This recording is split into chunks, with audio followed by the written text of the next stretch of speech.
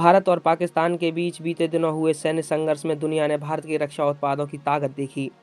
भारत ने पाकिस्तान पर 15 ब्रह्मोस मिसाइलें दागी, जिन्होंने 11 एयरबेसों को तबाह कर दिया।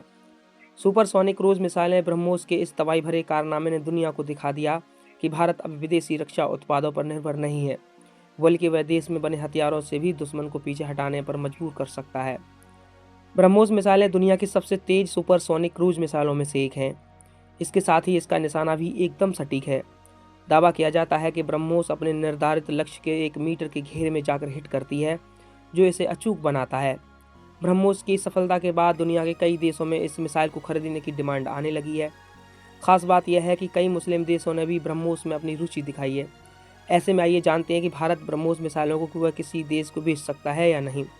इसके लिए किसकी अनुमति जरूरी होती है। भारत से ब्रह्मोस मिसाइलें खरीदने वाला सबसे पहला देश फिलीपींस था। फिलीपींस ने साल 2022 में ब्रह्मोस एयरोस्पेस प्राइवेट लिमिटेड के साथ 37.4 करोड़ डॉलर का सौदा किया था। भारत ने हाल ही में अप्रैल में 2025 में इस मिसाइल की दूसरी खेप फिलीपींस को डिलीवर की थी।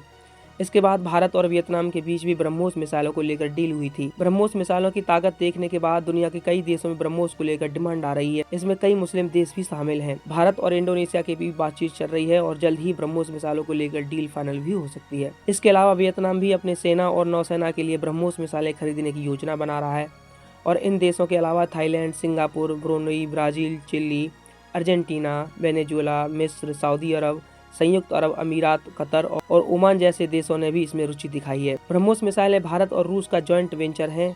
इस डील के तहत भारत में ब्रह्मोस एयरोस्पेस की स्थापना की गई थी, जो इस मिसाइल को बनाने का काम देखती हैं। एक्सपर्ट की माने तो ब्रह्मोस मिसाइल की तकनीक में 50-50% तक का भारत और रूस की साझेदारी है। ऐसे में भारत अगर किसी देश को यह मिसाइल बेचना चाहता है तो उसे रूस से इस पर अनुमति लेनी होती है।